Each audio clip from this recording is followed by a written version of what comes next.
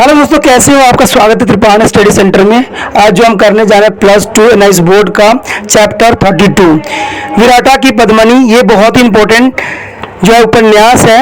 इसका जो लेखक है, इसका जो उपन्यास के रचयिता करता है, वो है बुद्धा वन लाल वर्मा। इन्होंने बहुत ही सहजता के साथ इसकी रचना किया है और इसमें उन्होंने एक दागी कन्या कुमुद के जीवन पर आधारित, जिसको दुर्गा देवी का अवतार माना जाता है, उसके इर्द गिर्द पूरे कहानी को रखा है। उन्होंने बताना चाहा है कि किस प्रकार जो है दागी कन्या जो कि दुर्गा की अवतार मानी जाती है, किस परिस्थितियों के साथ गुजरती है और किस प्रकार जो है विराटा जो होती है बिल्कुल ही शमशान में कन्वर्ट हो जाता है और उसके पश्चात क्या होता है, ये सब जानने के लिए, समझने के लिए आपको जो है चैप्टर को और उपन्यास को समझना पड़ेगा। इसके लिए आपको मेरे साथ बना रहना पड़ेगा। लेकिन साथ में चैप्टर स्टार्ट करने से पहले एक बात जो मैं हमेशा कहता हूँ, जिसको आपको सोचना भी चाहिए, विचार भी करना चाहिए और अमल भी करना चाहिए, वो ये है कि जब भी वीडियो देखिए पूरा देखिए, क्योंकि अधूरा जानकारी सदैव खतरनाक होता है।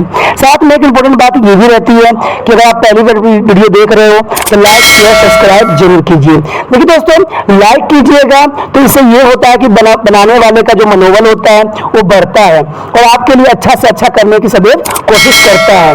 तो लाइक जरूर कीजिए और लाइक करके मुझे प्रोत्साहित कीजिए, जिससे मैं आपके लिए अच्छा से अच्छा और भी बेस्ट बना सकूं। और शेयर करना तो कहते हैं जग कल्याण के समान है। अगर आप दूसरे जरूरतमंद बच्चे हैं उनको अगर शेयर करते हैं और उन तक ये वीडियो पहुंचाते हो, तो इससे ये होता है कि अगर उनकी आवश्यकता थी और वो उसी वीडियो की प्रतीक्षा में थे और आपके थ्रू वो मिल गया है, तो वो आपकी शुक्रिया अदा करेंगे और आपको धन्यवाद देंगे और आपको जो है अच्छा भी कहेंगे। ठीक है। और सब्सक्राइब करना इसलिए इंपॉर्टेंट है कि आप वीडियो तब भेजोगे ना अपने दोस्तों के पास जब आपके पास ही पता लगेगा कि वीडियो उनके लिए है। तो सब्सक्राइब करोगे तभी आप तक इसका नोटिफिकेशन जो है मिलेगा और सही समय पर जो है दूसरे बच्चों को भी हेल्प कर पाओगे। दोस्तों, आप सोचते होंगे कि त्रिपाण स्टडी सेंटर जो है सिर्फ वो जो है एनआईएस बोर्ड के लिए ही वीडियो बनाता है या सिर्फ एक ही क्लास के लिए वीडियो बनाता है। ऐसा नहीं है दोस्तों, ये जो है कई मामलों में हर जगह जो है हेल्पफुल है, क्योंकि ये जो है 8th class 9th 10th 11th 12th CBSE के सभी चैप्टरों को जो है कवर करता है। प्लस जो है एनआईएस बोर्ड 10th हो या +2 हो सभी सब्जेक्टों को कवर करता है। प्लस जो है ये पंजाब यूनिवर्सिटी के फर्स्ट सेमेस्टर से लेके 6th सेमेस्टर तक 8 सब्जेक्टों को जो है कवर करता है। और जो है बीए जो है बीए के बाद जो है एमए है, एमए में जिन बच्चों की जो प्रॉब्लम होती है उनको भी सोल्यूशन करने के लिए त्रिपाण स्टडी सेंटर सदैव अग्रसर है। तो कहते हैं इतना हेल्पफुल हो जाने के बाद भी अगर त्रिपाण स्टडी सेंटर को सब्सक्राइब नहीं करते हो तो आप दूसरे बच्चों को भी हेल्प नहीं कर पाओगे। तो सोचिए मत, विचार मत कीजिए, अभी त्रिपाण स्टडी सेंटर को सब्सक्राइब कीजिए, लाइक कीजिए, शेयर कीजिए और दोस्तों के साथ इसको व्हाट्सएप स्टेटस पे लगाइए। ठीक है दोस्तों, ये तो था आपके लिए। अब देखते हैं हमारे आज सिलेबस में क्या है। खंड 42। कुज्जर सिंह को दलीप नगर का मुकुट प्राप्त करने की पूरी आशा थी। देव सिंह बिना अधिकार को सत्ता धारण किए हुए है, इसलिए जी में कड़ी ठोस भी लगी रहती थी। इसके सिवा देव सिंह से पराजय का जब वह कारण ढूंढता था तब उसका मन यही उत्तर देता था कि यदि रानी ने गड़बड़ न की होती तो पराजय न होती। कुज्जर सिंह के पास न सेना थी, न सरदार थे और न था उसके पास धन, परंतु उसके पास निराशाओं की आशा थी। देव सिंह और जनार्दन के प्रति हृदय में भी क्रोध और रक्त में सुरता और जो असंभव की प्राप्ति के लिए भी उद्योग करने कभी कभी प्रेरणा देती थी। उसने विराटा का पड़ोस स्वयं गणपतियों को एकत्र करने के लिए ढूंढा था, परंतु विराटा में आने पर उसने अपने मन को टटोला तो देखा कि वहाँ अब अपने प्रयोजन पर आरूढ़ करने वाली वो लगन नहीं है जो पहले कभी थी।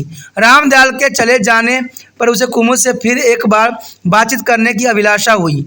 कोई विशेष विषय न था, कोई अर्थमूलक प्रश्न भी न था, परंतु बातचीत करने की लालसा प्रबल थी। कुमुद नहीं मिली, प्रयत्न करने पर भी वह उसे न मिल पाया। जब कुज्जर अपने दूसरे क्षय की प्राप्ति या खोज में विराटा से निकल पड़ा, मुसलावाली से अपना घोड़ा लेकर और सिर लौटने का वचन देकर वह अपने मित्र की होठ में चल दिया। उधर रामदयाल अनमर्दाना और काले कांको छमे वेश में बिडाट लियावा आया, पर वहाँ से अनमर्दाना को शीघ्र जाना पड़ा। जीवन में पहले कभी उसने हिंदुओं के रीति रिवाज का अभ्यास न किया था, इसलिए बदली हुई वेशभूषा का निर्वाह करना उसे लगभग असंभव प्रतीत हुआ। अलमर्दाना इसलिए इच्छा न होते भी शीघ्र लौटा और रामदयाल के साथ रामनगर चला गया।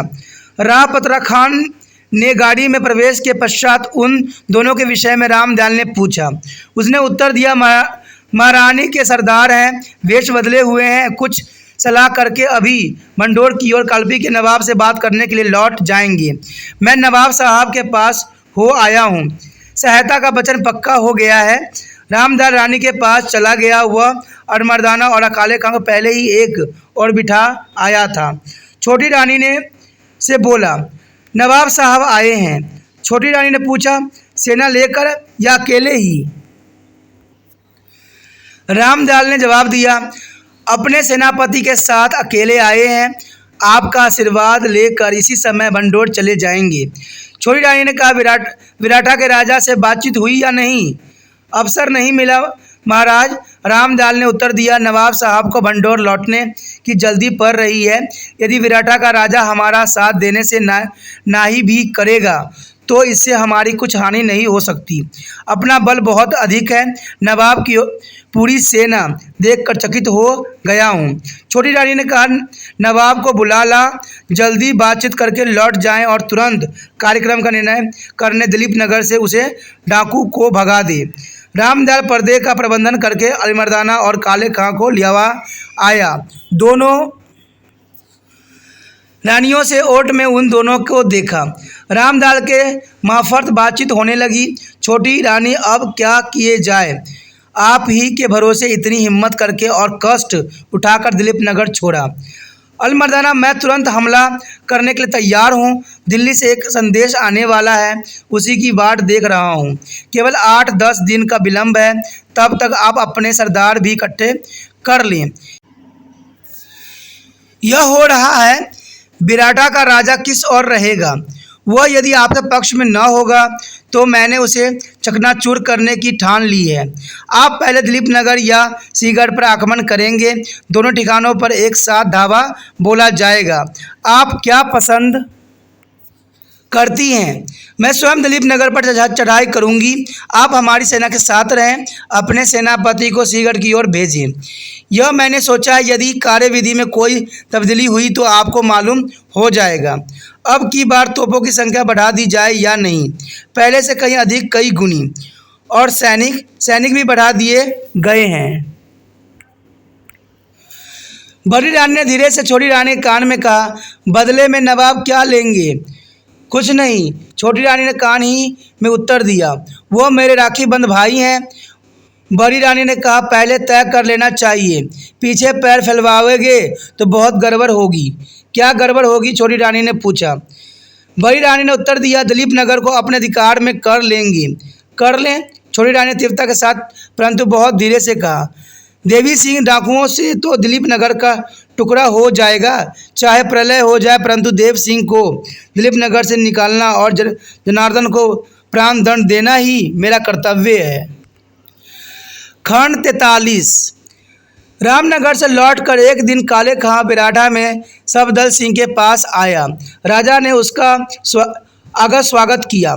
जितनी देर वह ठहरा राजा देव सिंह के विरुद्ध बातें करता रहा, परंतु ज़्यादा समय तक अपने आने का तात्पर्य नहीं बताया। सफदर सिंह ने सोचा कि युद्ध का समय है, गुज्जर सिंह की सहायता का वचन नहीं तो भरोसा दे ही दिया है। नवाब भी शायद उसका पक्षपाती हो। कालम्पी के साथ विराटा का करीब करीब मात हाथी का संबंध था, इसलिए स्पष्ट कथन की जरूरत सफदर सिंह ने नहीं समझी। काले खां से जाने के पहले वह बोला, हमारे पास आदमी रामनगर के राव साहब से अधिक नहीं है, परंतु हृदय हमारा वैसा लोभी नहीं है। नवाब साहब के लिए हम लोग अपना सिर देने के लिए भी तैयार हैं।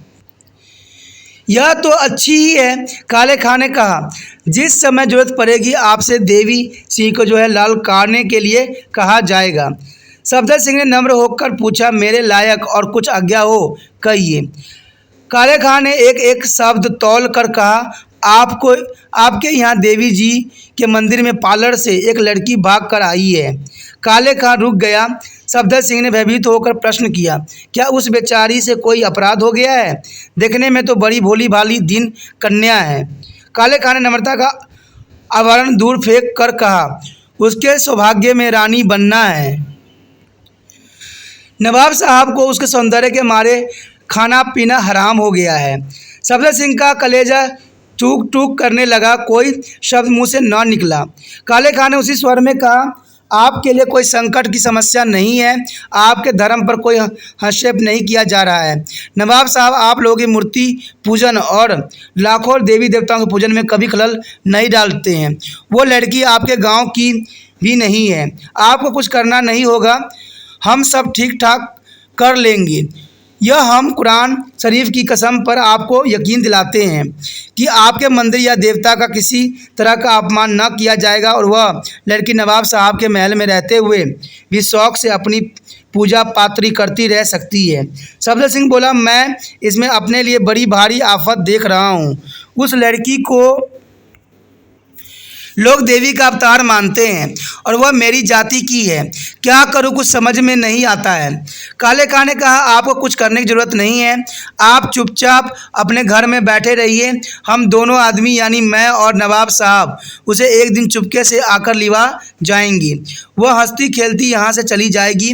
ऐसा हो जाने में आपको फ़ायदा है। लड़ाई में आपको आदमी या रुपया पैसा न देना पड़ेगा और मौका आने पर आपके पुराने दुश्मन रामनगर के राव को नष्ट करके वह गड़ी भी आपको दिला दिया जाएगा।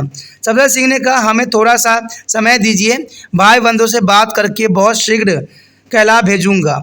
यदि उस लड़की को आपने कहीं छिपा दिया या भाग जाने दिया तो अंत में जो कुछ होगा उसका दोष मेरे माथे न दीजिएगा। काले का यह धमकी देखकर चला गया। सफदर सिंह बहुत खिन्नमन होकर एक कोने में बैठकर सोच विचार में डूबता उतरता रहता। उसने उसी दिन लोगों के साथ बातचीत की। नरपति सिंह बहुत उत्तेजित और भयभीत था। आशा, विश्वास और सौगंध दिलाकर उसे कुछ शांत किया, परंतु इस नाराजगी के निश्चय का किसी का पता न लगा। केवल यह देखा गया कि गाड़ी की मरम्मत शीघ्रता के साथ हो रही है और तोप मौके के स्थानों पर लगाई जा रही है। खंड 44। जनार्दन के प्रयत्नों से हकीम आगा हैदर को दिल्ली की दूरी बहुत कम अखड़ी। वह खुशी खुशी जल्दी लौट भी आया। उसे अपनी सफलता पर गर्व था। उसे जनार्दन को दिल्ली के प्रधानमंत्री की चिट्ठी दी जिसमें लिखा था कि आप और कलापी का नवाब अली मर्दाना बादशाह की दो आंखें हैं, किसी को भी कष्ट होने से उन्हें दुख होगा। अलबत्ता इस समय नवाब अली मर्दाना की दिल्ली में बहुत ज़रूरत है, इसलिए वह फ़ौरन दिल्ली बुला ले जाने वाले हैं। जनार्दन ने बड़े हर्ष के साथ वह चिट्ठी राजा देव सिंह को सुनाई, पर उन्हें कोई हर्ष नहीं हुआ। बोले, यह सब पाखंड मुझे धोखे में नहीं डाल सकता। पहले मारे सो ठाकुर, पीछे मरे सो फिसड्डी। मैं तो यह जानता हूँ बहुत होगा तो दिल्ली वाले अपने नवाब की मदद कर देंगे बस, परंतु मैं बुंदेलखंड में वह आग सुलगाऊंगा जो चंपत महाराज ने भी न सुलगाई होगी, और फिर बहुत गिरती हालत में मराठों को तो बुलाया ही जा सकता है। मैं नाहक युद्ध करने में पक्ष में नहीं हूँ। जनार्दन बोला, मराठे सेते मेते सहायता किसी की सहायता करते हैं, उन्हें बुलाइएगा तो वह यहाँ से कुछ न कुछ लेकर ही जाएंगे। पंडित जी देव सिंह ने उत्तेजित होकर कहा, मराठे अगर कुछ लेंगे तो मैं उन्हें दे दूंगा, परंतु जीते जी नवाबों और सूबेदारों के सिर नहीं झुकाऊंगा। क्या भूल गए कि अलमर्दाना विराट के मंदिर को नष्ट करने वाला है? नहीं महाराज, मैं नहीं भूला हूँ। जनार्दन बोला, परंतु मेरा एक निवेदन है। कहिए, राजा ने कहा। जनार्दन बोला, थोड़ी दिन युद्ध स्थगित रखिए। यदि नवाब दिल्ली चला गया तो ठीक है, और यदि न गया तो रणभोरी बजा दीजिए। राजा बोले, मैं ठहरा हूँ, युद्ध न करूँगा, परंतु तैयारी में कोई कसर नहीं लगाऊंगा। मेरी इच्छा है कि वैरों की घर घावा करूं, उसे यहाँ आने देना और पीछे संभल करना बुरी नीति होगी। मैं लोचन सिंह दाऊजी को सिंहगढ़ को बुलाकर ऐसे स्थान पर भेजना चाहता हूँ जहाँ वो बैरी के घर में घुसकर छापा डाल सकें।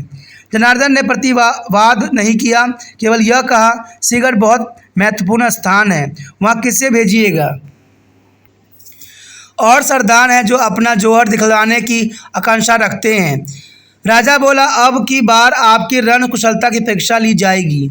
जनार्दन ने सच्चे हर्ष के साथ कहा, मैं लड़ना तो नहीं जानता परंतु लड़ाई से भागना भी नहीं जानता। राजा बोला, आप दलीप नगर को अपने किसी विश्वसनीय सेवक या मित्र की निगरानी में छोड़ देना। अब की बार हम लोग अपने समग्र बल से इस धर्मद्रोही को ठीक कर दें। कृतज्ञ सूचक स्वर में जनार्दन बोला, मेरा शरीर यदि अन्नदाता की सेवा में काम आए तो इससे बढ़कर और किसी बात में मुझे सुख नहीं होगा। यदि आज्ञा हो तो मैं स्वयं विराटा की वास्तविक स्थिति की ओर खोज कर आऊं। जासूस लोग बात का बिल्कुल ठीक ठाक पता नहीं लगा पा रहे हैं। खंड 45। जिस दिन से काले का विराट से गया वहाँ के वातावरण में सन्नाटा सा छा गया। एक भ्रांति सी फैली हुई थी जिसके विषय में खुलकर चर्चा करने में भी लोगों का मन नहीं जमता था। आने वाले संकट का साफ रूप बहुत कम लोगों की समझ में आ रहा था, परंतु यह स्पष्ट था कि विराटा निरापद स्थान नहीं है। खतरे के समय विराटा निवासियों के ग्राम त्याग कर उस पार जंगल और भड़कों में महीनों छिपे रहना कोई असाधारण स्थिति न थी, परंतु इस समय का विषय विपत्ति के ठीक रूप को कल्पना का आभास न मिला था, इसलिए घबराहट चारों तरफ हो रही थी। नरपति को उसका यथासंभव यथावत रूप बतलाया गया था। उसे देवी का भरोसा था, परंतु वह बाहर के किसी भी आश्रय के लिए उद्योग करने की जी में ठान चुका था। कुमुद ने उससे कहा, दुर्गा ने ही पालर की रक्षा की थी, यहाँ पर भी वह रक्षा करेगी। मैं एक दिन के लिए दिलीप नगर जाऊंगी। कुमुद से और कुछ न कह कर वह मूर्ति के सामने प्रार्थना करने लगी। स्पष्ट तौर पर बताया बिना भी कुमुद ने बात समझ ली। गोमती ने मंदिर के अन्य आने जाने वाले से जो विराट में रहते थे पूछा। एक बोला, राजा देव सिंह यहाँ आकर युद्ध करने वाले हैं। उधर मर्दाना की तोपें हमारे गढ़ी पर गोले बरसाएगी। सफदर सिंह ने अपने चुने हुए भाई बंधु को छोड़कर ठीक बात किसी को नहीं बताई थी। इस कारण गोलमाल फैला हुआ था। इस विषय को लेकर गोमती और कुमुद में बातचीत होने लगी। कुमुद ने कहा, विपत्ति की दृढ़ता रखना चाहिए। दुर्गा जी का भरोसा सबसे बड़ा बल है, दूसरे आश्रय छूछे हैं। गोमती ने पूछा, अलमर्दाना यहीं से क्या युद्ध करेगा? उसकी मति फिर गई है क्या? वह बवाल है, वह मंदिर के ऊपर उत्पात करना चाहता है। तभी दिलीप नगर के महाराजा यहीं आकर युद्ध करना चाहते हैं। तुम्हें कैसे मालूम? मैंने एक गांव वाले से सुना है। यह गलत है। मेरी प्रार्थना स्वीकार कीजिए। ठीक बात क्या है मैं जानना चाहती हूँ। जो कुछ समझो बनेगा मैं करूँगी। कुमुद ने आकाश की ओर नेत्र करके उत्तर दिया। एक बादल उठने लगा है, मंदिर के ऊपर उत्सव वर्षा होगी। इतने में नरपति प्रार्थना करके उनके पास आ पहुँचा। बोला, इस समय देवी को भक्तों से सबसे अधिक प्रबल राजा देव सिंह जान पड़ते हैं। उन्हें दुर्गा का अवश्य आदेश सुनाने के लिए जा रहा हूँ। अब की बार उन्हें सर्वस्व का बलिदान करके दुष्टों का दमन करना होगा। यह आपसे किसने कहा कि आप राजा देव सिंह के पास इस याचना के लिए जाएं? कुमुद ने सिर ऊंचा करके प्रश्न किया। नरपत सिंह ने उत्तर देने से पूर्व ही गोमती बोली, न तो इसमें किसी के कहने सुनने की कोई बात है और न याचना है। यह दुर्गा की आज्ञा है। नहीं है। कुमुद ने गंभीर होकर कहा, देवी की यह आज्ञा नहीं है। देवी सिंह इसके अधिकारी नहीं है। वह यदि रक्षा करने आएगा तो निश्चय जान हानि होगी, लाभ न होगा। गोमती दृढ़ता के साथ बोली, इसमें देवी का अनिष्ट नहीं हो सकता। राजा का अमंगल हो तो हो, परंतु क्षत्रिय को अपने कर्तव्य पालन में मंगल अमंगल का विचार नहीं करना चाहिए। उसे प्रयत्न करने से सरोकार है। आप काकाजू राजा के पास अवश्य जाएं, उन्हें लिवा आए और उन्हें कहें कि यहाँ गोमती अपने आवेश के दृढ़ वेग के कारण स्वयं रुक गई। कुमुद की क्षणिक उत्तेजना शांत हो गई। बहुत मीठी स्वर में बोली, गोमती तुम्हें व्यर्थ ही कष्ट झेलना पड़ रहा है। मैं नवाब की आंखों में मार डालने योग्य भले ही समझी जाऊं, क्योंकि दुर्गा की पूजा करती हूं, परंतु तुमने किसी का क्या बिगाड़ा है? तुम क्यों यहाँ बन के कलशों के नहाकर भुगत रही हो? मेरी एक समिति है, क्या आदेश है? गोमती ने भोलेपन के साथ परंतु कांपते हुए स्वर में पूछा। तुम दिलीप नगर के राजा के पास चली जाओ। क्यों? क्षीण स्वर में गोमती ने प्रश्न किया। कुमुद ने उत्तर दिया, तुम रानी हो, वह राजा है। तुम्हारे हाथ में उस रात का कंकन अब भी बंधा है। भावर पड़ना भर रह गया था, वह दिलीप नगर में हो जाएगा। मुझे ऐसा जान पड़ता है कि आगामी युद्ध जो राजा और नवाब के बीच यहाँ होने वाली है, कुशलतापूर्वक समाप्त होगा।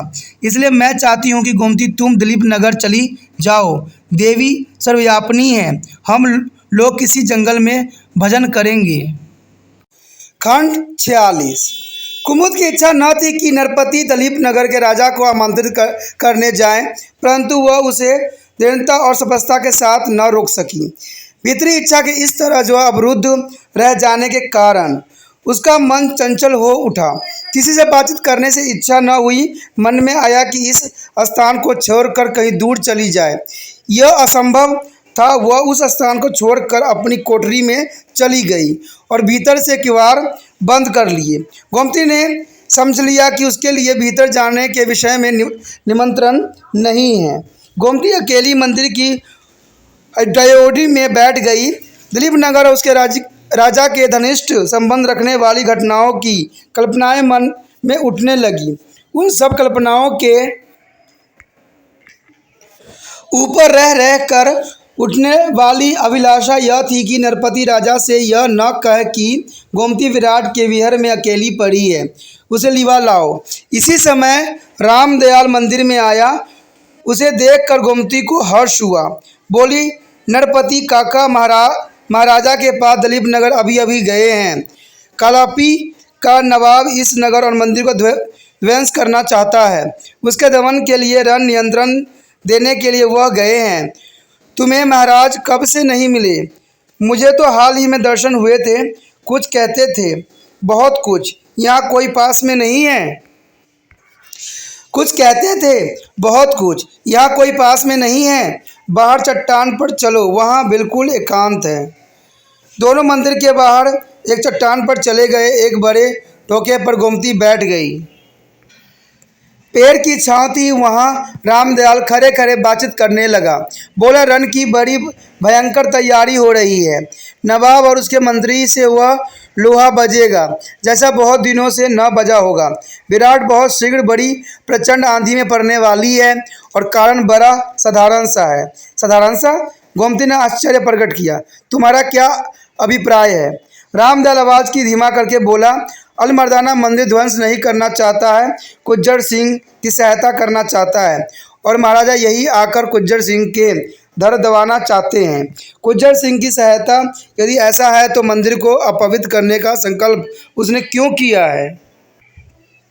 मैंने दिलीप नगर में बड़े ही विश्वस्त सूत्र से सुना है कि वह कुमुद के विषय में कुछ विशेष दुष्प्रवृत्ति रखता है और उसे कुछ प्रयोजन नहीं है। यदि वह मंदिर भजक होता तो पालड़ का मंदिर कदाचित न छोड़ता। यह काम कम निंदनीय है। मैं तो कुमुद की रक्षा के लिए तलवार हाथ में लेस कर अलमर्दाना से लड़ सकती हूँ। क्या महाराजा इसे छोटा सा कारण समझते हैं? क्या वह इन्हीं जानते कि कुमुद जो है लोक पूज्य है और देवी का अवतार है? रामदयाल ने आदर्श दृढ़ता के साथ कहा, लोक पूज्य तो वह जान पड़ती है। मैंने भी अपने स्वामी की हित कामना से उस दिन श्रद्धांजलि चढ़ा दी थी, परंतु उसमें कोई संदेह नहीं है कि महाराज उसे देवी का अवतार नहीं मानते।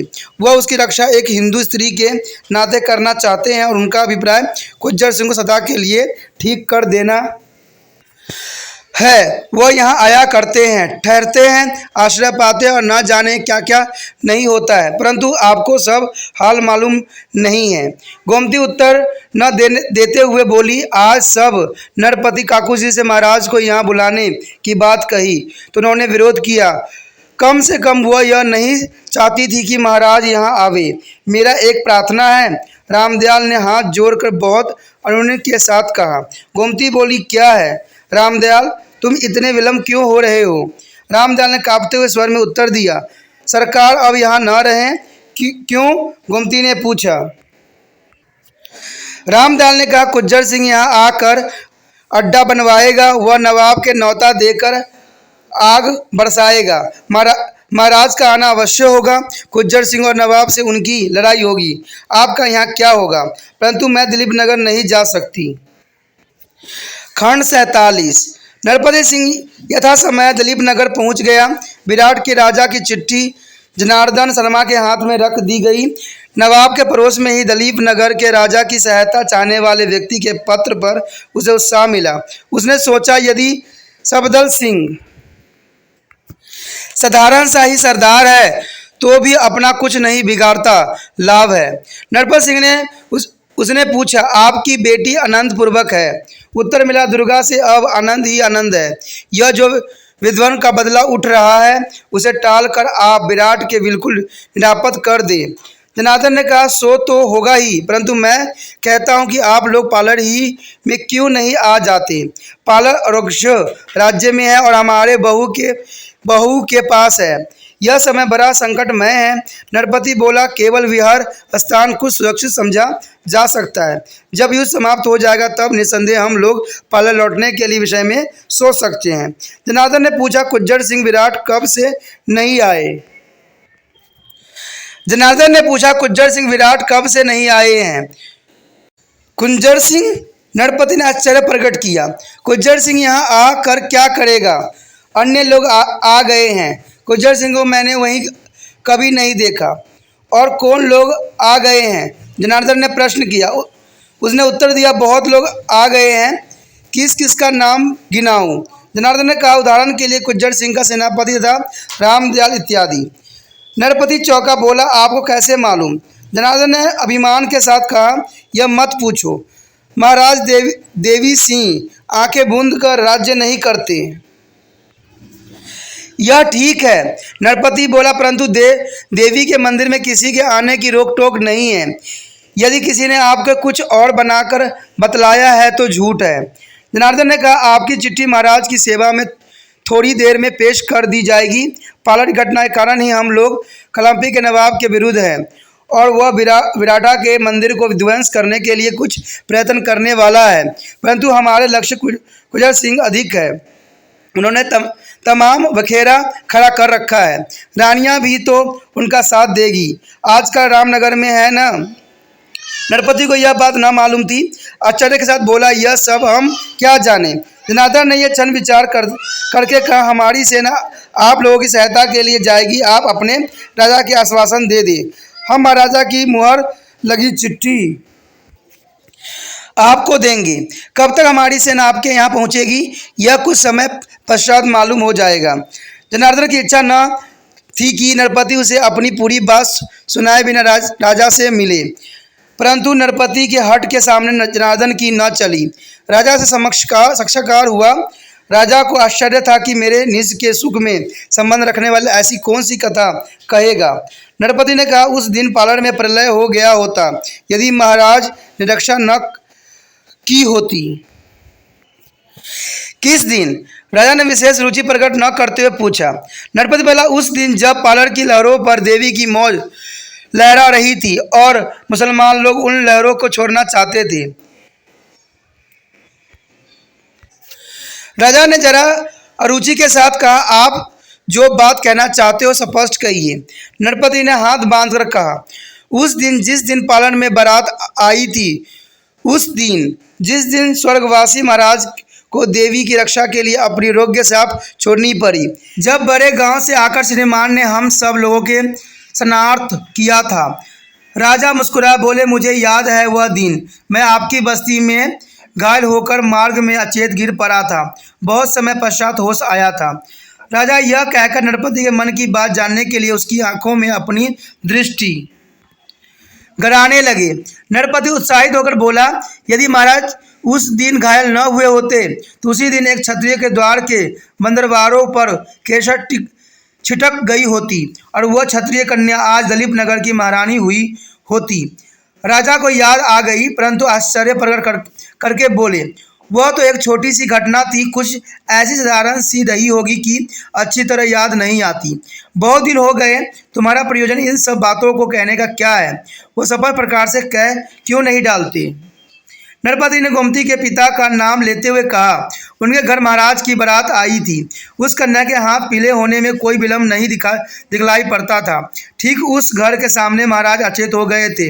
हम लोग जो औषधि उपचार की चिंता में थे और चाहते थे कि स्वस्थ हो जाने पर पानी ग्रहण हो जाए, परंतु सवारी स्वर्गवासी महाराज के साथ दलीप नगर चली गई। उसके उपरांत घटनाओं के संयोग से फिर इस चर्चा का समय ही न आया। वह क्षत्रिय कन्या इस समय विराट के दुर्गा के मंदिर में हम लोगों के साथ है। महाराज शीघ्र चलकर उसे महलों में लिवा लाएं और विवाह की रीति भी पूरी कर लें। राजा ने धीमे स्वर में कहा, आपको किसने भेजा है? विराट के राजा ने।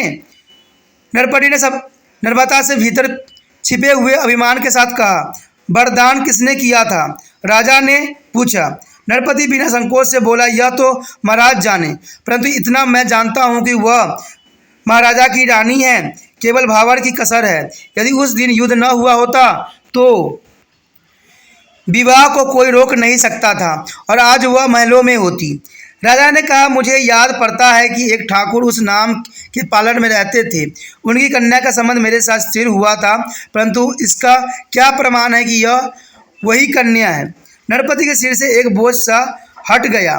प्रमाण प्रस्तुत करने को उत्साह और आग्रह से बोला, मैं सौगंध के साथ कह सकता हूँ, मेरे सामने वह उत्पन्न हुई थी। 18 वर्ष से उसे खाते खेलते देखा है। ऐसी रूपमती कन्या बहुत कम देखी सुनी गई है। महाराज ने भी तो विवाह संबंध कुछ देख कर ही किया होगा। राजा मानो लाज में डूब गया, परंतु एक क्षण में संभल कर दृढ़ता के साथ बोला, मैं भोग विलास के पक्ष में नहीं हूँ। यह समय दलीप नगर के लिए बड़ा कठिन जान पड़ता है। इस समय निरंतर युद्ध करने की इच्छा मन में है, उसी में हम सबका तरण है। जब अवकाश का समय आवेगा तब इन बातों की ओर ध्यान दूंगा। राजा ने अंत में नवाब के खिलाफ विराटा को सहायता देने और सेना लेकर आने की वचन देकर नरपति को विदा किया। खंड 48। नरपति दीपनगर से लौट आया। विराटा के राजा को उसने यह संतोषजनक समाचार सुनाया कि वह शीघ्र राजा देव सिंह की सेना सहायता के लिए आएगी, परंतु जिस समय नरपति अपने घर विराटा के दीप वाले मंदिर में आया, चेहरे पर उदासी थी। रामदयाल उस समय वहाँ न था। कुमुद और गोमती थी। मंदिर के दलान में बैठकर नरपति ने कुमुद से कहा, मंदिर की रक्षा तो हो जाएगी। कुमुद ने लापरवाही के साथ कहा, इसमें मुझे कभी संदेह नहीं रहा है, दुर्गा रक्षा करेगी।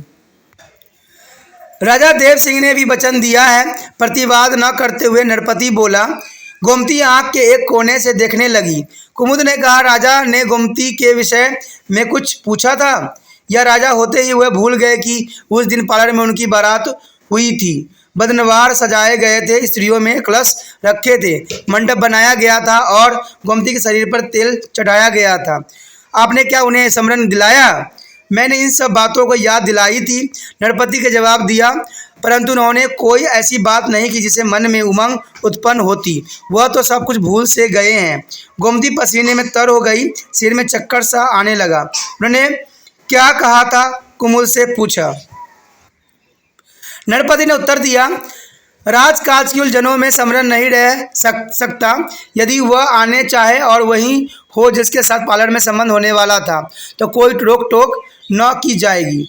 मैं स्वयं न आ सकूंगा। सेना लेकर जब विराटा की रक्षा के लिए आऊँगा तब जैसा कुछ उचित समझा जाएगा करूँगा। गोमती चीख उठी। नरपति ने देखा पसीने में डूब सी गई और शायद अचेत हो गई। पंखा ढूंढने के लिए अपनी कोठरी में चला गया। कुमुद ने गोमती की धीरे से अपनी गोद की ओर खींचा। वह अचेत न थी, परंतु उसके मन और शरीर को भारी कष्ट हो रहा था। कुमुद का जी पिघल उठा। बोली, गोमती इतनी सी बात से ऐसी घबराई गई? इतनी अधीर मत हो। न मालूम महाराज ने क्या कहा है और काकाजू ने क्या समझा है। वह सेना लेकर थोड़ी दिनों में यहाँ आ ही रहे हैं। यहाँ सब बात यथावत प्रकट हो जाएगी। मुझे आशा है राजा तुम्हें अपनाएंगे। गोमती चुप रही। कुमुद एक क्षण सोचकर बोली, यदि हम लोगों को यहाँ से किसी दूसरे स्थान पर जाना पड़ा तो तुम अवश्य हमारे साथ रहना। हमें आशा है राजा सन्ने आएंगे, परंतु यह आशा बिल्कुल नहीं है कि उसके आने तक हम लोग यहाँ ठहर रहेंगे। उनके आने की खबर मिलने के पहले नवाब अपनी सेना इस स्थान पर भेजने की चेष्टा करेगा। हम लोगों को शायद बहुत शीघ्र ही यह स्थान छोड़ना पड़ेगा। गोमती ने साथ ही रहने का दृढ़ निश्चय प्रकट किया। दिलीप नगर का राज्य उन दिनों भंवर में फंसा सा जान पड़ता था। राजा देव सिंह का अधिकार अवश्य हो गया था, परंतु उसकी सत्ता सभी ने नहीं मानी थी। कोई कोई खुल्लम खुल्ला विरोध कर देते थे। बहुत से भीतर भीतर प्रतिकूलता की लहरें उठ रही थी। जनार्दन शर्मा, हकीम जी और लोचन सिंह दृश्य लोग गए राज्य के दृढ़ पक्षपाती थे, परंतु उनके प्रमुख लोग विपरीत भाव का प्रदर्शन न करते हुए भी कोई ऐसा काम नहीं कर रहे थे जिन्हें स्पष्ट तौर पर यह विश्वास होता कि वे देव सिंह के सहायक हैं। माल विभाग और सेना के देव सिंह बहुत ध्यान के साथ सुधार रहे थे, परंतु वर्षों के बिगड़ी हुई संस्थाओं के ठिकाना लगाना कुछ विलम्ब का काम होता था। उधर कुंजर सिंह बिगड़ते दिल सरदारों को अपनी ओर जुटाने में तंजित था। रानियों की ओर से भी परिश्रम जारी था। जो लोग देव सिंह के विरुद्ध थे वे यह जानते थे कि रानियों की कलापी के फौजदार की सहायता मिल रही है। उन्हें यह भी मालूम था कि यह सहायता कुंजर सिंह के लिए अप्राप्य है, परंतु वे लोग यह विश्वास करते थे कि नवाब कुंजर सिंह के साथ पुरुष होने के कारण मैत्री की संधि ज़्यादा जल्दी करेगा। इसलिए उन्होंने सहायता का वचन तो रानियों को दे ही दिया, परंतु मन के भीतर कुंजर सिंह के लिए फाटक बिल्कुल बंद नहीं किए गए। यह कहा कि नवाब को आपके साथ होते देखकर हम लोग साथ हो जाएंगे, नहीं कि वचन भी नहीं दिया।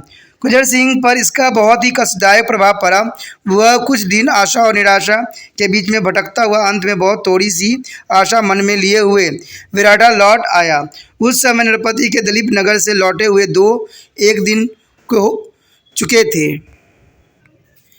संध्या के पूर्व ही कुंजर सिंह मंदिर में आ गया। उसने देखा कि गोमती अपनी कोठरी में चली गई है। कुमुद ने देखा कुंजर का चेहरा बहुत उतरा हुआ है। धीरे धीरे पास जाकर जरा गंभीर भाव से कुमुद ने कहा, आप थके मांदे मालूम होते हैं, क्या दूर से आ रहे हैं?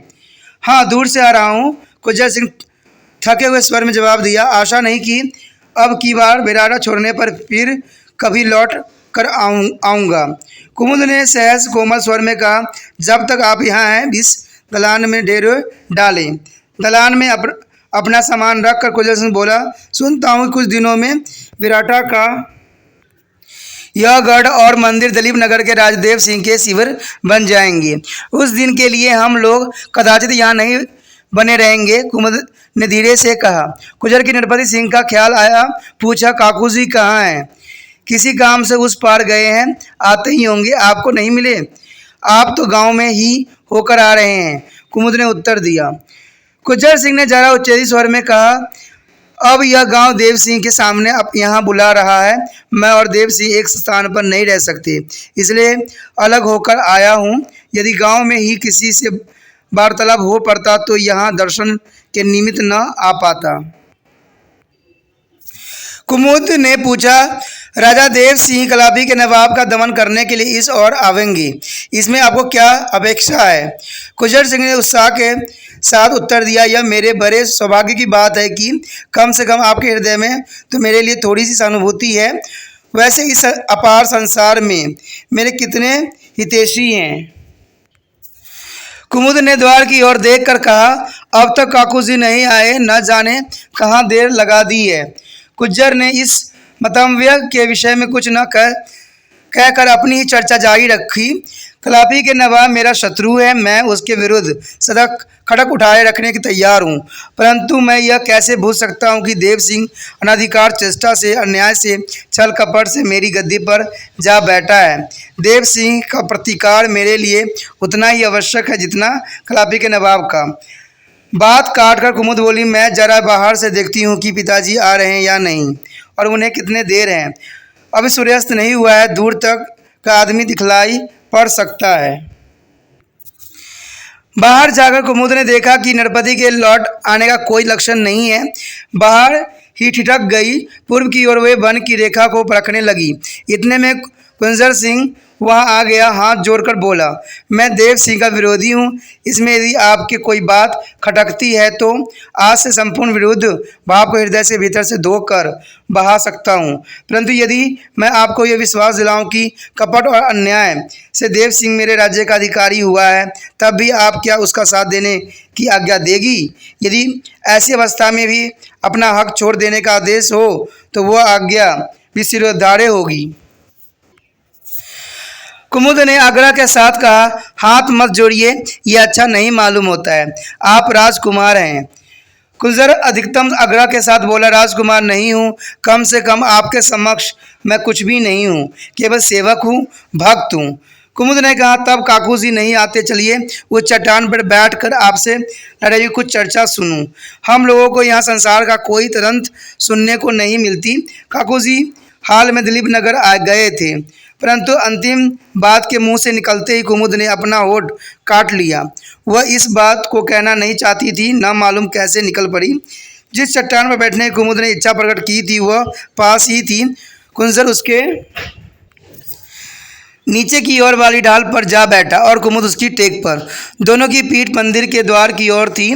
कुंजर ने पूछा, काकू जी दिलीप नगर किस लिए गए थे? आप जो मालूम ही होगा।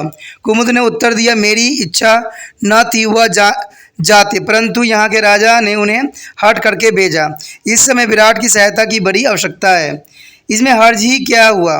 कुंजर ने कहा, विराट इस समय संकट में है। मुझे खरीचे लोग यदि उसकी सहायता नहीं कर सकते तो जो उसकी सहायता कर सकते हैं उनके पास तो निमंत्रण जाएगा ही, परंतु यदि आपकी कृपा हुई तो देव सिंह के बिना मैं अकेला ही बहुत कुछ करके दिखलाऊंगा। कुमुद ने कोई उत्तर नहीं दिया। कुंजर बोला, आगामी युद्ध में ऐसा जान पड़ता है विराटा का राजा देव सिंह का साथ देगा। ऐसी अवस्था में मेरा यहाँ आना अब असंभव होगा। क्या विराटा का राजा किसी प्रकार मेरी ओर हो सकता है? कुमुद ने कहा, हम लोग का कुछ ठीक नहीं है। कब तक यहाँ रहें, कब यहाँ से चले जाएं और कहाँ जा रुकें, इसमें मेरे लिए कोई बाधा नहीं है। कुंजर सिंह उमंग के साथ बोला, आप यहाँ न रहें, यह मेरी पहली प्रार्थना है। दूसरी प्रार्थना यह है कि आप जहाँ भी जाएं मुझे साथ रहने की अनुमति दें। बुरा समय आ रहा है, यदि साथ में एक सैनिक रहेगा तो हानि नहीं होगी। कुमुद चुप रही। कुंजर सिंह किसी भाव के प्रभाव में बहता हुआ सा बोला, यदि आपने निषेध किया तो मैं आज्ञा का उल्लंघन करूंगा। यदि आपने अनुमति न दी तो मैं अपने हट पर अटल रहूंगा। मैं छाया की तरह फिरूंगा, पक्षियों की तरह मंडराऊंगा, चट्टानों की तली में, पेड़ के नीचे, खोए में पानी पर किसी न किसी प्रकार बना रहूंगा। आपको वैकुंठ भंग का अवसर न दूंगा, परंतु निकट बना रहूंगा, साथ रहूंगा। केवल अपना खड्ग समय आने पर दुर्गा के चरणों में अपना मस्तक अर्पण कर दूंगा। राजकुमार, कांपते हुए गले से कुमुद ने कहा,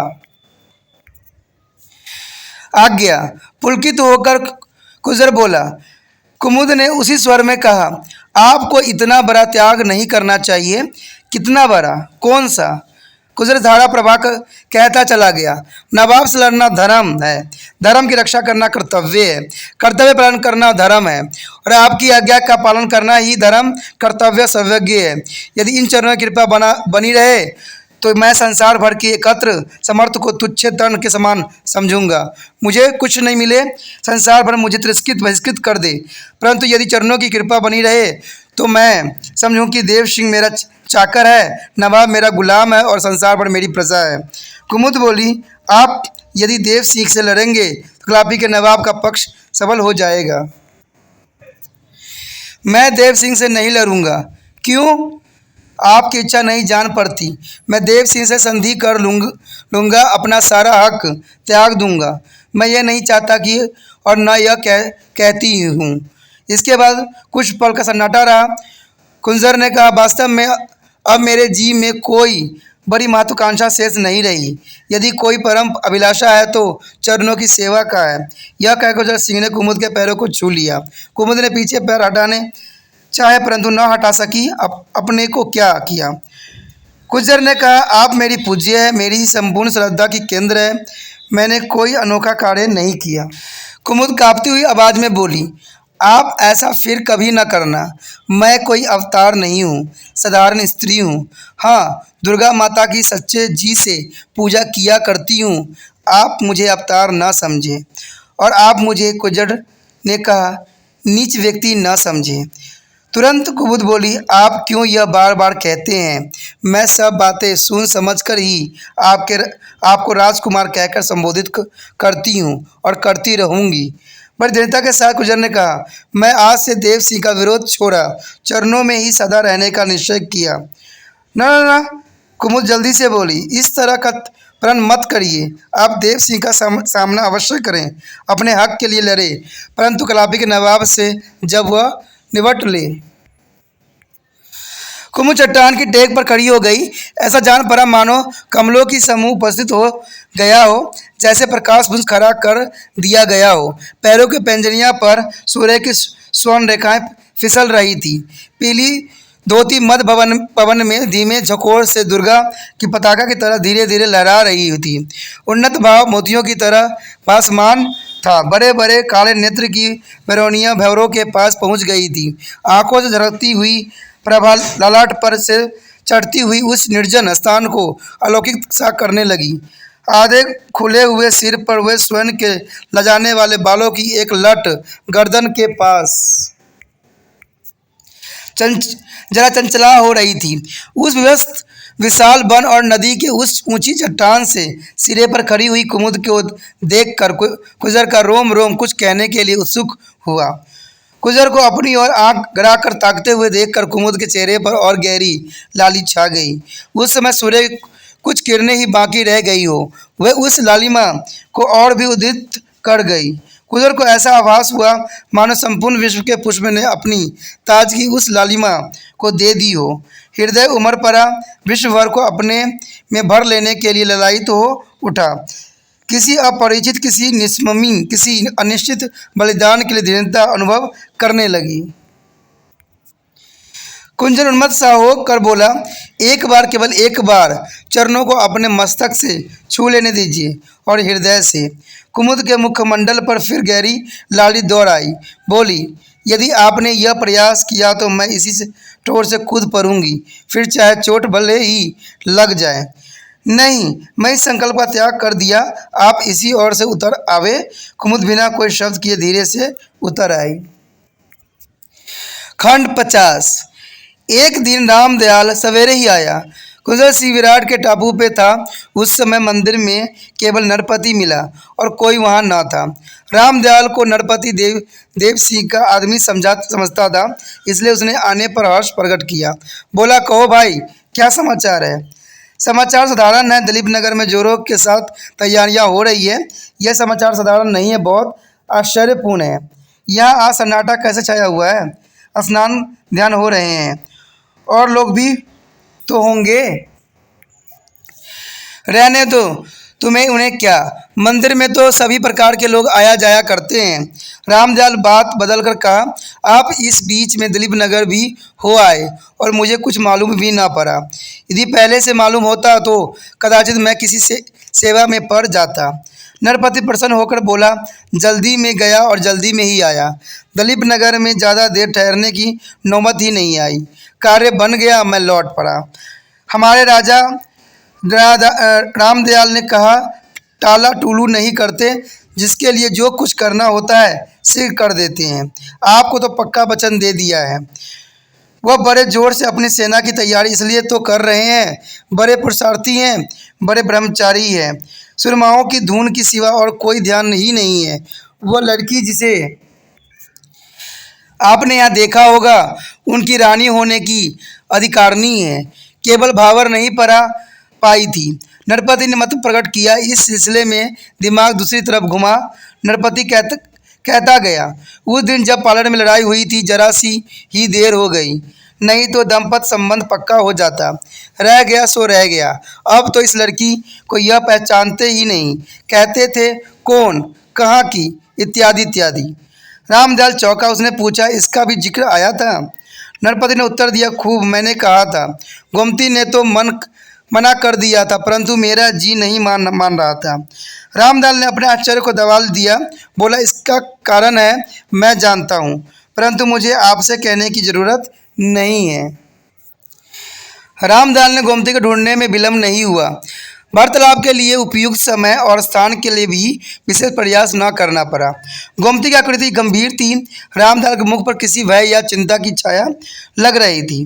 कुशल मंगल के बाद दोनों कुछ क्षण चुपचाप रहे। अंत में गोमती ने वरीकी पहने और कुछ काटते हुए स्वर में पूछा, तुम्हारे महाराज अंत तो आज का सैन्य संग्रह और चढ़ाई की तैयारी के सिवा और सोचने ही क्या होंगे। रामदयाल ने नीच सिर का किए हुए घायल आदमी की तरह उत्तर दिया, उस धुन के सिवा और धुन ही नहीं है। आजकल तो और किसी बात के लिए जरा भी अवकाश नहीं मिलता। परंतु क्या रामदयाल? गोमती ने धड़कते हुए कलेजे से परंतु अपेक्षा की मुद्रा धारण करके कहा, तुमने तो नहीं मेरी ओर से कुछ कहा था? आपकी ओर से तो नहीं, रामदयाल ने उत्तर दिया, अपनी ही ओर से कहा था। बोले, इस समय राजनीति और रणनीति की अतिरिक्त और कोई चर्चा न करें। जरा चीर कर गोमती बोली, तुमने नाहक मेरी बात छेड़ी रामदयाल, क्या करूं? मन नहीं माना। गदगद सा होकर रामदयाल ने कहा, आपको दुखी देख कर छाती फटती है, आपको सुखी देखकर यदि तुरंत मर जाऊं तो मेरे बराबर पुण्य भला किसी को न समझ जाए। गोमती को उस गदगद कंठ से तुरंत आकृष्ट किया। स्त्री की सहज साधारण सावधानी गोमती दूर रख कर बोली, मैं राजपाट की भिखारी नहीं हूँ महाराज, सुख के साथ संसार में रहें, मेरे लिए इतना ही बहुत है। रामदयाल ने कहा, परंतु मेरे संतोष के लिए इतना कम से कम अवश्य है कि आप आनंद पूर्वक रहें। मैं साधारण मनुष्य हूँ, परंतु मेरे हृदय को यह कहने की अधिकार है। गोमती ने उत्कृष्टता की अधीरता के वश होकर कहा, यह निश्चय जानो रामदयाल, मैं स्वयं दिलीप नगर नहीं जाऊँगी। निरादन के सिंहासन से इस जंगल का जीवन स्वयं सुना अच्छा है। यहाँ मेरे लिए सब कुछ है, इन्हीं के संग रह जाऊँगी। खंड 51। राजा देव सिंह ने अलीमर्दाना के ऊपर 3 ओर से आक्रमण करने का निश्चय किया। सिंहगढ़ से लोचन सिंह, दिलीप नगर से पालर होते हुए स्वयं और बड़ा गांव में जनार्दन शर्मा दस्ते ले चले। ये निश्चय किया गया था कि लोचन सिंह नवाब को भंडोर में कुछ समय तक अटकाए रखे, तब तक राजा पालर से आकर रानियों को परास्त कर देंगे और भंडोर पहुंचकर लोचन सिंह की सहायता करके नवाब का अड्डा समाप्त कर देंगे तथा जनार्दन का दस्ता जरूरत पड़ने पर कुमुक पहुंचने के लिए गांव से भंडोर की और राज्य के पीछे पीछे बढ़ेगी। रामनगर में रानियों के पालर बली सेना के आने की सूचना मिली। उनके पास भी कुछ सरदार और सैनिक इकट्ठे हो गए थे। रामनगर गढ़ हाथ में था, परंतु पड़ोस में विराटा का कटंक भी था। रामनगर के राव पत्रखान के विराट की सफदल सिंह के प्रति सहृदय भाव बनाए रखने के लिए विशेष कारण न था। इस समय यह काफ़ी तौर पर प्रकट हो गया था कि सफदल सिंह ने जवाब के मुकाबले के लिए राजा देव सिंह को निमंत्रित किया है। पत्रखान को मालूम था कि रानियों के पक्ष में नवाब है, परंतु नवाब ने विराटा पर चढ़ाई करने का अभी तक कोई लक्षण नहीं दिखलाया था। रामगढ़ में रानियों और पत्रखानों की स्थिति तभी तक सुरक्षित समझी जा सकती थी। तब तक विराटा और पालर की ओर से आई हुई सेनाओं का सहयोग नहीं हुआ था। पत्रखानों को अपनी गार्ड का इतना मोह न था जितना उसमें रखी हुई संचलित संपत्ति और गार्ड समय में काम आने वाले अपने थोड़े से परंतु निर्भीक योद्धाओं का उसमें रामदयाल को बुलाया। वह उसी दिन विराटा से लौट कर आया था। उसने रानियों से सलाह करने के लिए मिलने की इच्छा प्रकट की। रामदयाल उसे रानीवास में ले गया। पर्दों में होकर रानियों से प्रत्यक्ष बातचीत होने लगी। किसी बीच वाले की जरूरत नहीं पड़ी। छोटी रानी ने कहा, पर्दे से काम नहीं चल सकता राव साहब, अटक पड़ने पर तो मुझे तलवार हाथ में लेकर रण क्षेत्र में आना पड़ेगा। पत्रखान के जी में लड़ने के लिए बहुत उत्साह न था, तो भी तेजी दिखलाते हुए उसने कहा, ठीक है महाराज, और वह दिन शीघ्र आने वाला है। देव सिंह अपनी सेना लेकर आ रहा है।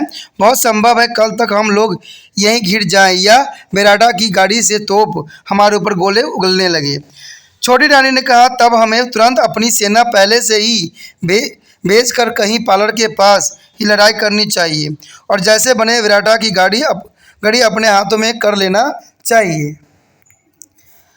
पतरा खान बोला, मुझे दोनों प्रस्ताव पसंद है, परंतु आदमी मेरे पास इतने नहीं है कि इस प्रस्ताव में से एक को भी सफलतापूर्वक कार्य में परिणत कर सकूं। बिना नवाब की सहायता के कुछ न होगा। मालूम नहीं उन्होंने अभी तक विराटा को क्यों अपने अधिकार में नहीं लिया। बड़ी रानी ने कहा, विराटा को हम स्वयं अधिकार में कर लेना चाहिए, नहीं तो नवाब कदाचित वहाँ के मंदिर को तुड़वा डालेंगे। छोटी रानी ने कहा, यह असंभव है।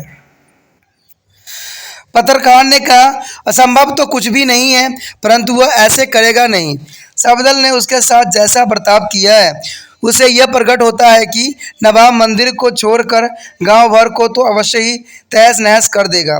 रामदयाल बोला, गांव को खाक करने से क्या मतलब? नवाब तो उस दागी की छोकरी का डोला चाहते हैं जिसे मूर्खों ने अवतार मान लिया रखा है। वह रानी ने पूछा, कौन को? रामदयाल ने उत्तर दिया, स्वयं उसे देख आया हूँ। वह नित्य देवी से कुज्जर सिंह की सफलता के लिए प्रार्थना किया करती है और कुज्जर सिंह नित्य यह सोचा करते हैं कि अन्नदाता और देव सिंह के परास्त करके दिलीप नगर के राज सिंहासन में बैठ जाऊं और कुमुद को अपनी रानी बना लूं। महाराजा, अपनी आंखों सब हाल देख आया हूँ। मैंने अपने को वहाँ राजा देव सिंह का नौकर प्रसिद्ध कर रखा है। राजा देव सिंह? छोटी रानी ने अत्यंत घृणा के साथ कहा, चाहे कुछ हो जाए, देव सिंह राजा न रहने पाएगा। पत्रकार अधैर्य के साथ बोला, जो कुछ करना हो जल्दी करिए। मेरी राय है कि रामदयाल को नवाब के जताने के लिए तुरंत भेजिए। अपने सरदारों और सैनिकों को दो भागों में बांट कर एक को देव सिंह से लड़ने के लिए पहुंचाइए और दूसरे को विराटा के ऊपर धावा करने के लिए भेजिए। एक ओर से आपकी टुकड़ियां विराटा पर धावा करें और दूसरी ओर से मेरी टुकड़ियां। मैं उस पार जाकर उधर से धावा करूंगा और विराटा वालों के निकट भगाने का अवसर न दूंगा। बड़ी रानी ने कहा, विराटा की उस कन्या का क्या होगा? क्या उसे मुसलमानों द्वारा मर्दित होते हुए देखा जाएगा? रामदयाल ने तुरंत उत्तर दिया, उसी लोभ के वश असल में नवाब हमारा साथ देने यहाँ आवेगा। दिलीप नगर का 1/4 राज्य भी उसे चाहिए, परंतु उस लड़की के बिना वह 3/4 हिस्से पर भी लड़ने को राजी न होगा। फिर भी मैं विश्वास दिलाता हूँ कि मैंने ऐसा प्रबंध किया है कि उस लोभ से नवाब हमारी सहायता के लिए आवे और यथासंभव उसे पावे नहीं। बड़ी रानी ने पूछा, यह कैसे होगा?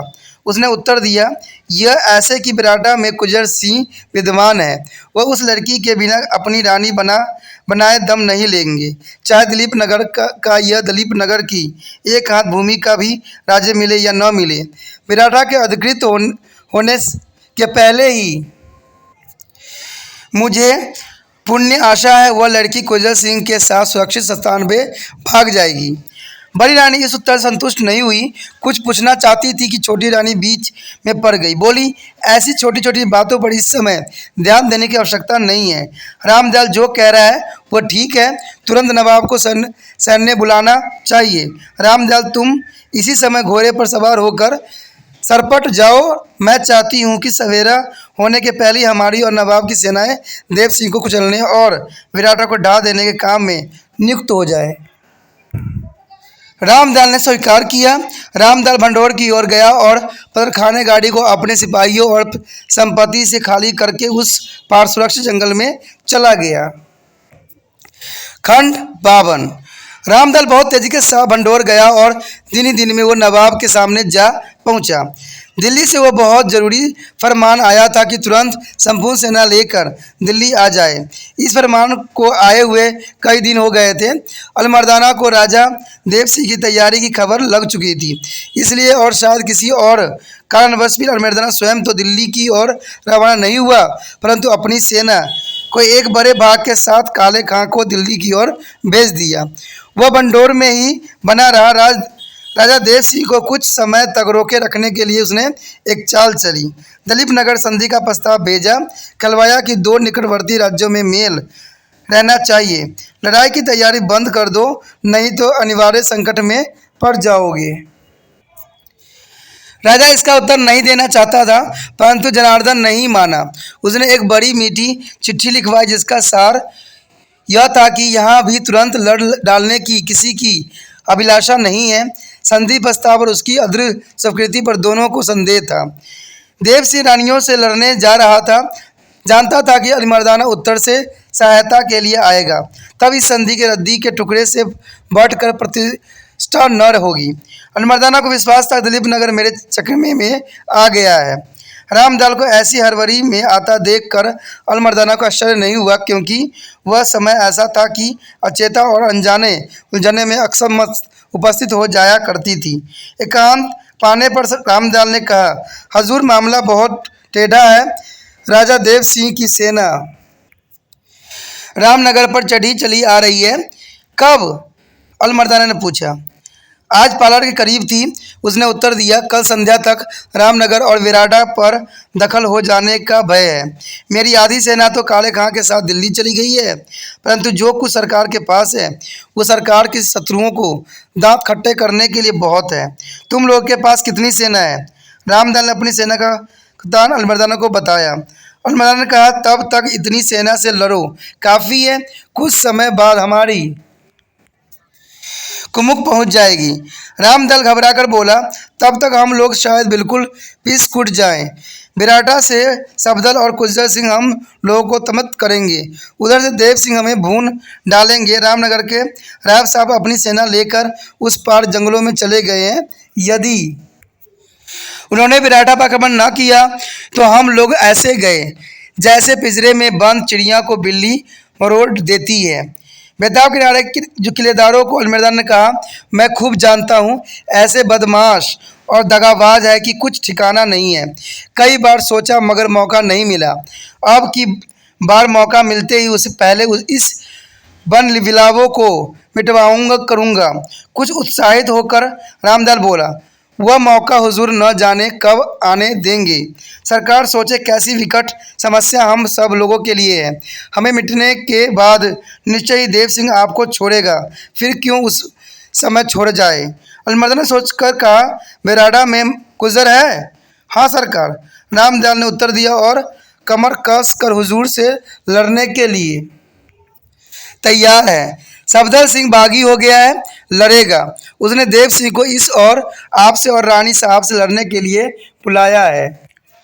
सपना देखते हुए अलिमर्दाना ने कहा, बागी तो कुल बेताब का किनारा ही है, अकेला सबल क्या, पर अब की बार उसके किले को जमीन में मिला देना है। फिर मुस्कुराकर बोला, केवल तुम्हारे मंदिर को छोड़ दूंगा। तुम जानते हो कि मंदिर से मुझे दुश्मनी नहीं है। जिस बात के कहने के लिए रामदयाल उकसा सा रहा था, अवसर मिलने पर प्रकट किया। मंदिर को तो हुजूर ने कभी छुआ ही नहीं है। उसी मंदिर में पालड़ वाली वह दागी की जवान लड़की भी है। वह पद्मनी जाति की स्त्री है। नवाब ने मुस्कुराहट के साथ पूछा, अभी तक वहाँ से भागी नहीं? मैं समझता था चली गई होगी। दिक्कत तो यह है कि बहुत ही हिंदू उसे देवी का अवतार मानते हैं। क्या हिंदू का यह सिर्फ ढकोसला ही है? रामदयाल ने जवाब दिया, बिल्कुल। मैंने अपनी आंखों से उन लोगों को देखा और कान से उनका प्रेम संभांग सुना है। अलिमर्दाना थोड़ी देर तक कुछ सोचता रहा। कुछ देर में बोला, तुम्हारी यह इच्छा है कि मैं विराटा की तरफ तुरंत कुछ करूं? हाथ जोड़कर रामदयाल ने उत्तर दिया, हजूर मेरा क्या, आपकी राखी बंद बहन रानी साहब की भी यही प्रार्थना है। अलिमर्दाना ने कहा, अभी तैयारी होती है, तुम चलो मैं आता हूँ। कुजर सिंह को भी सजा देना है और उस महक सफदर को भी सबक सिखाना है। 2-3 दिन में ही यह सब काम निबट जाएगा। मैं पहले विराटा को देखूंगा। अलिमर्दाना ने अपने सब सरदारों को इकट्ठा करके संपूर्ण सेना को जल्दी से जल्दी तैयार किया। मंडोर में थोड़ी सी सेना छोड़कर बाकी सेना लेकर वह फहरत रात गए चल पड़ा। चलौन बरोर में जो मंडोर से करीब 4-5 मील है, सेना को थोड़ा सा विश्राम करने के लिए रोक लिया। प्रातःकाल होने के पहले विराटा पर आक्रमण करने का निश्चय कर लिया गया था। विराट की पद्मिनी में आगे क्या हुआ, अगला खंड जो है हम आगे पाठ में करेंगे। तो आप बने रहिए त्रिपान स्टडी सेंटर के साथ और समझते रहिए विराट की पद्मिनी। इसी के साथ जो है दोस्तों हमारा टॉपिक आज खत्म हो रहा है, ठीक है। अगर आपको अच्छा लगा तो लाइक शेयर सब्सक्राइब जरूर कीजिए। अगर पहली बार अगर आप मुझे देख रहे हो, पहली बार मेरे चैनल पे आए हो, तो सब्सक्राइब करना आपका फर्ज बन जाता है। सब्सक्राइब करने से ये होगा कि जो भी मैं आप क्लास के रिगार्डिंग कोई भी वीडियो डालूंगा उसका नोटिफिकेशन जो है समय समय पर आपको प्राप्त होता रहेगा। अगर सब्सक्राइब नहीं कीजिएगा, अगर आप दोबारा से त्रिपान स्टडी सेंटर पर आने की कोशिश कीजिएगा तो वहां पर आप त्रिपान लिखिएगा तो जो है वो त्रिपस कर देगा, ठीक है। जो आप गूगल पर सर्च करोगे त्रिपस कर देगा, जिससे वजह से आप जो है मेरी वीडियो का जो है फायदा नहीं उठा पाओगे। तो सोचिए मत, विचार मत कीजिए, सब्सक्राइब कीजिए। आप सोचते होइएगा कि मेरे जो एग्जाम खत्म हो जाने के मेरा क्या जरूरत है त्रिपान स्टडी सेंटर से, ठीक है, तो इसलिए सब्सक्राइब नहीं करने की सोचिएगा। लेकिन दोस्तों ऐसा नहीं है, त्रिपान स्टडी सेंटर जो है बहुत हेल्पफुल है। क्यों? क्योंकि ये जो है आपके 8th class 9th 10th 11th 12th जो आर्ट्स के सब्जेक्ट को कवर करता ही है, प्लस जो है ये एनआईसी बोर्ड के जो है 10th प्लस 2 को भी कवर करता है। साथ में बीए जो है फर्स्ट ईयर से लेकर 6 सेमेस्टर तक बच्चों के लिए ये अग्रसर रहेगा आर्ट्स सब्जेक्ट में। तो सोचिए नहीं, विचार नहीं कीजिए, काफी जो है त्रिपान स्टडी सेंटर का फायदा ही फायदा है, ठीक है। अगर आप मुझे प्रोत्साहित करोगे तो आपके लिए मैं तरह तरह के वीडियो बनाऊंगा जो आपको फायदा पहुंचाएगा। एग्जाम के तौर पे मैं आपको जो है पेपर भी आपको सोल्यूशन करके दिखाऊंगा जो आपके लिए फायदेमंद रहेगा। अगर नहीं सब्सक्राइब कीजिएगा, मेरा मनोबल घटेगा, तो हो सकता है कि आपको फिर दोबारा मैं ना वीडियो बनाऊं और आपको फायदा ना पहुंचाऊं। तो अभी भी नहीं सोचिए, मेरा जितना आप फैलाइएगा, जितने दूसरे बच्चों के साथ शेयर कीजिएगा, उतना जो है मैं आपके लिए कार्य करने में अग्रसर रहूंगा, ठीक है दोस्तों। इसे सोचिए मत, विचार मत कीजिए, अभी सब्सक्राइब कीजिए और अपनी व्हाट्सएप स्टेटस पे लगाइए और दूसरे बच्चों के साथ भी शेयर कीजिए, ठीक है दोस्तों। अपना ध्यान रखना, बाय।